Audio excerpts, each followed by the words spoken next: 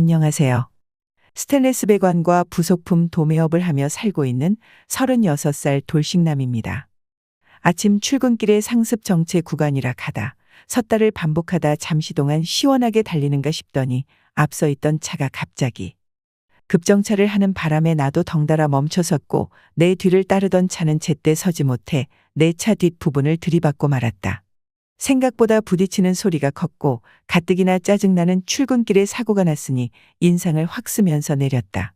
뒷차에 100% 과실이 분명했기에 일단 운전석에서 내리며 한 손으로 목을 잡고 또 한 손은 허리를 받치면서 내렸다.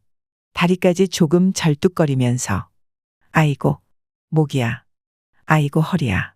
소리를 질러댔다. 그러면서 내 차 뒷부분을 곁눈질로 살펴보니 범퍼만 교체하면 되는 생각보다 큰 사고는 아니었다. 그래도 혹시 나중에 후유증도 생길 수도 있고 사고 시 소리가 크게 났으니 혹시 몰라 차도 정밀 검사를 받아야 하는 상황이고 우선은 병원 진단서를 떼야겠다는 생각이 들었다. 뒷차는 소형차로 초보 운전자였고 어린 아가씨였다. 내리자마자 죄송하다고 연신 폴더 인사를 하며 어디 다친 곳은 없냐며 괜찮으세요? 하는 여자는 걱정스런 표정으로 물었다. 아니, 차를 그렇게 몰면 어떡해요? 나는 잔뜩 화가 난 목소리로 언성을 높여 소리쳤다. 그러면서 여자를 찬찬히 살펴보니 예쁜 투피스를 입은 20대 중반의 얼핏 봐도 상당한 미인이었다. 긴 생머리의 키는 최소 165 이상은 되어 보였고 갸름한 얼굴형에 눈이 크면서 동그랗고 이목구비가 또렷한 게 통통하지도 마르지도 않은 그런 여자였다. 단정하게 화장을 하고 청순한 모습이 젊은 시절 배우 김민정이 떠오를 만큼 눈이 유난히 크고 빛나 보였다. 그녀는 어쩔 줄 몰라 하며 몸은 괜찮냐며 발을 동동 구르며 했던 말을 계속했다. 제가 브레이크를 제때 잡지 못해 사고를 냈어요. 너무 죄송해요.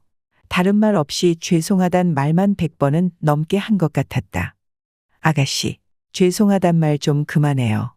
귀에 닦지 않겠다 했더니 그녀는 급기야 닭똥 같은 눈물을 뚝뚝 흘리기 시작했고 예쁘게 한 눈화장이 같이 흘러내리고 있는데 그 모습이 어찌나 안타까워 보이던지 솔직히 내 맘도 썩 좋지는 않았다. 목과 허리에 있던 손은 나도 모르는 순간 어느새 정상 위치로 돌아와 있었고 언제 그랬냐듯이 멀쩡한 상태로 돌아가 그녀의 어깨를 툭툭 치면서 나 괜찮아요. 큰 사고도 아닌데 그만 울어요. 피해자가 가해자를 위로하는 상황이 되고 말았다. 아가씨 나 괜찮으니깐 그만 울음 그쳐요. 그녀를 다독거렸다. 아가씨. 울음 당장 그치면 차 사고 없었던 걸로 해줄게요. 그랬더니 그녀도 언제 그랬냐는 듯이 울음을 뚝 그치더라. 내 눈을 쳐다보며 정말요 그러는데 정말이죠 아저씨. 그럼요. 정말이지? 그녀는 기분이 좋았던지 아저씨 너무 고마워요 하면서 나한테 안겨왔다. 그녀는 환한 웃음을 지어 보이며 지금부터 어떻게 수습해야 하는지를 내게 물어왔다.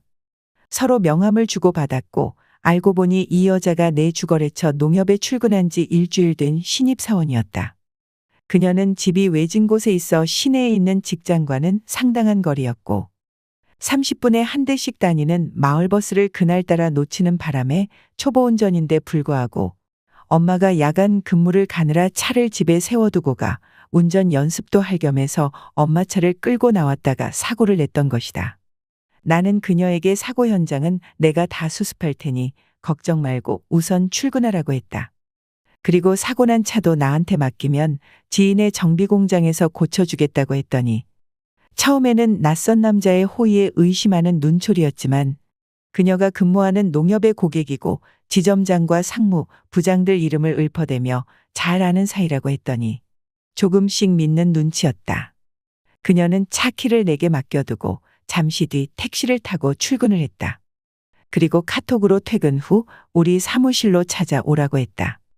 그녀는 네 알겠습니다. 근데 아저씨 오늘은 저녁 7시쯤 퇴근할 것 같은데 그때 회사로 찾아가면 되는 거죠. 네네 아가씨 언제든 오세요. 라고 답장을 보냈다. 저녁에 그녀가 회사로 왔다. 아저씨 안녕하세요. 그녀가 밝은 모습으로 찾아왔다. 아침에는 볼 수 없었던 안정되어 보이고 정갈한 모습이었다. 너무나 사랑스럽고 참한 얼굴이다. 30대 후반의 나이인데 그녀를 보고 있자니 젊은 시절 첫사랑을 대하듯 가슴이 설레어왔다. 은영 씨, 어서 와요. 저기 소파에 앉아요. 우린 커피를 한잔하며 대화를 이어갔다. 내가 잘 아는 정비 공장에 차를 맡겼는데 한 3일 정도 걸린다고 하네. 그녀도 나를 믿는다는 듯이 알겠다고 한다. 아저씨, 근데 사고 나실 때 목이 아프다고 하셨던 것 같은데 병원에라도 가보셔야 되는 거 아니에요? 사정이 딱해 그냥 모른 척 넘어가려 했는데 그녀를 자세히 보니 자꾸 이성적으로 느껴지는 게 순간 정신이 멍해졌다. 이러려던 게 아닌데 나도 모르게 내 입에서 갑자기 한마디가 튀어나왔다. 뭐, 약간 삐끗하긴 한 것 같은데 병원 갈 정도는 아닌 것 같고 하룻밤 자고 일어나 봐야 알 것 같은데 그래도 누가 목 좀 주물러 줬으면 좋겠는데 했더니 네, 제가 해드릴게요. 나지막히 뱉은 한마디에 나도 고개를 끄덕였다. 그녀가 뒤로 오더니 놀란 근육을 이렇게 풀어주면 좋다란 소리를 TV에서 본 것 같다며 뒷목과 어깨 쪽을 정성껏 주물러 주는 거다. 은영 씨, 그만해. 나 기분 좀 이상해져. 하하. 아니에요. 제가 좀 더 주물러 드릴게요. 근데 은영 씨, 뭐 좋아해요. 늦었는데 저녁이나 같이 먹자고 했더니 아저씨가 맛있는 거 사줄 거예요. 그러면서 자긴 소고기가 먹고 싶다고 했다. 널씬하고 참한 모습에 귀여움과 애교까지 몸에 배어 그 모습이 어찌나 귀여운지 깨물어주고 싶다. 함께 저녁 식사를 하면서 이런저런 이야기를 많이 했고 그녀는 올해 24살, 아버지는 그녀가 8살 때 사고로 돌아가시고 현재 48살 된 어머니랑 단둘이 산다는 걸 알게 되었다.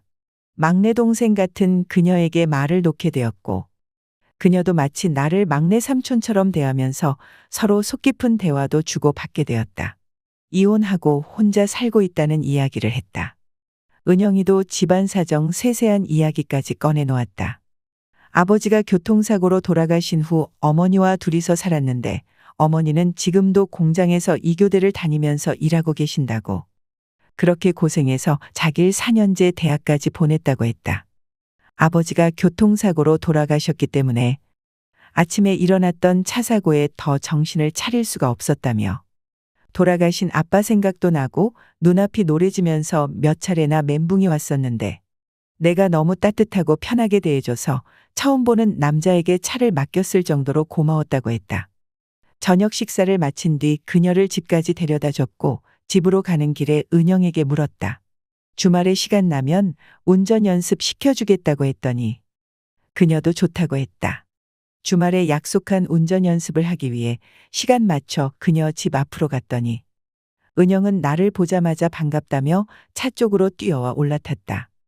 반바지에 하얀색 셔츠를 입고 나왔는데 시선이 나도 모르게 자꾸 조수석 쪽으로 향해 그녀에게 물었다. 은영아, 이 호라비 아저씨 어쩌라고. 무슨 옷을 그렇게 야하게 차려입고 나왔어 그랬더니 그녀는 왜요? 저 아저씨한테 예쁘게 보이려고 이렇게 입고 나왔는데 아저씨 저 안 이뻐요? 그랬구나. 근데 너무 이뻐서 아저씨 눈에 은영이가 자꾸 여자로 보여서 문제지 그랬더니 은영이는 뭐가 그리 좋은지 까르르르 웃음이 끊이질 않았다. 우리는 시외로 나가 운전 연습을 하고 나서 분위기 좋은데 가서 점심을 먹기로 했다. 차에서 내려 식당으로 들어가는데 은영이가 내 옆으로 다가와 오른팔에 자기 팔을 깊숙하게 껴오는데 기분이 참 묘했다. 점심 식사를 마치고 영화도 한 편 보고 이젠 자연스럽게 손도 잡고 팔짱도 끼는 사이가 되었다. 누가 보면 아빠와 딸 같은 모습이었겠지만 그래도 나는 좋았다. 영화를 보고 나왔는데도 아침에 일찍 만나서인지 오후 4시밖에 안 됐다. 은영이는 좀 쉬고 싶다며 자꾸 우리 집으로 가자고 한다. 아저씨 집에 가보면 안 돼. 어떻게 해놓고 사는지 궁금해요. 집에 도착하자마자 은영이는 에이 아저씨 이게 뭐야. 호라비 냄새가 진동을 한다면서 창문을 다 열어 제치더니 청소를 하기 시작했다. 은영이는 청소가 끝나자 냉장고 청소도 하고 밀린 빨래는 세탁기를 돌렸다. 심지어는 내 침실로 들어가 빨래감을 찾아 들고 와서는 세탁기에 넣는다. 은영은 1시간 동안을 집안 곳곳을 치우더니 땀이 많이 났는지 마치 제 집처럼 욕실에 들어가 샤워를 하고 나오더니 거실 소파에 앉아 함께 TV를 보다 저녁을 먹고 집으로 돌아가는 길에 은영에게 나 12살 연상의 돌싱남인데 남자로서 어떠냐고 했더니 자기 이상형이 아빠 같은 푸근한 스타일의 남자가 좋다고 하면서 그녀가 먼저 나랑 연애하고 싶다고 했다. 그날 이후 아침 저녁으로 출퇴근을 시켜주었고 그녀의 엄마가 격주로 야간일 나갈 때에는 우리 집에서 지내며 사랑을 키워나가고 있었다. 그녀 집에 인사를 드리러 간 날 혼자 힘으로 딸을 여지껏 예쁘게 키우셨을 장모님을 생각해서 선물 꾸러미를 잔뜩 사들고 찾아갔죠. 그런데 장모님의 모습을 보고 조금 놀랐습니다. 왜냐하면 장모님이라고 부르기엔 너무 젊어 보이시고 공장에서 일하는 평범한 아줌마쯤으로 상상했던 모습과는 사뭇 달랐거든요. 두 모녀가 믿고 의지할 사람이 나밖에 없다는 생각에 보호 본능 같은 것도 일어났습니다. 은영이와 장모님을 앞으로 내가 잘 지켜드려야지 이런 생각 말이죠. 그럴수록 장모님께 점점 이상한 감정도 생겨났습니다. 장모가 24살 때 아내를 낳으셔서 사위인 저하곤 12살 차이 나는 젊은 장모님이십니다. 영화배우 황신혜님 같이 40대 후반의 나이에도 불구하고 30대 후반처럼 젊어 보이시는 그런 아우라가 풍기는 핵동한 이미지죠. 솔직히 이런 상황이 거짓말 같겠지만 한 번은 장모와 아내 셋이서 영덕에 대게 먹으러 간 적이 있었는데 수산물 시장에서 대게 파시던 아주머니가 장모가 제 아내냐고 물어본 적도 있었어요. 그때 장모님이 무안해 하실까봐 네, 제 마누란데 둘이 잘 어울리죠. 라고 했을 정도로 장모님이 나이에 비해 꽤 어려 보이십니다. 제가 세세히 설명 안 해도 저희 장모님이 어떤 모습이신지 상상이 가시죠. 추석 명절을 며칠 앞두고 장모님을 모시고 기분 전환이라도 시켜드릴 겸 백화점에 쇼핑하러 갔었는데 지하주차장에 주차하고 5층 여성 의류 매장을 가기 위해 엘리베이터를 탔는데 1층에서 사람들이 한꺼번에 우르르 몰려 타더라고요. 어쩌다 보니 장모와 난 구석 맨 안쪽까지 밀리는 상황이 되었고 엘리베이터 안은 붐비는 사람들로 발 디딜 틈 하나 없이 꽉 차게 되었는데 장모와 어쩔 수 없이 앞뒤로 밀착해 서 있었는데 그때부터 장모가 자꾸 여자로 느껴지더라고요. 그리고 얼마 전엔 하청업체 대표들과 2차로 나이트클럽에 따라가게 되었는데 거기서 장모를 만나게 되어 함께 놀게 된 거죠. 어머, 박서방 여긴 웬일인가? 아, 네, 장모님. 박서방은 이런데 안 좋아하는 줄 알았는데. 네, 저는 거래처 사장들 따라 업무차 왔죠. 제 일이 영업 쪽으로 중요하다 보니 종종 오는데 은영이도 여기 온 거 알고 있어요. 순진한 줄로만 알았던 우리 장모님을 이런 데서 다 보네요. 하하. 자네가 이런 데까지 출입하며 힘들게 돈 버는 줄은 오늘 처음 알았네. 그러면서 내 어깨를 툭툭 친다. 그럼 장모님 남자들과 더 부킹하셔야겠네요. 부킹은 무슨 부킹이야. 이제 놀 만큼 놀았어. 이제 사람들 춤추는 거 구경 좀 하다 집에 갈 거야. 그럼 오늘만 제가 장모님 파트너 해드릴까요? 박서방이? 장모님은 싫다는 소린 안 하고 눈을 살짝 흘기면 나를 계속 쳐다본다. 그날 장모와 나 사이엔 비밀이 하나 생겨났다.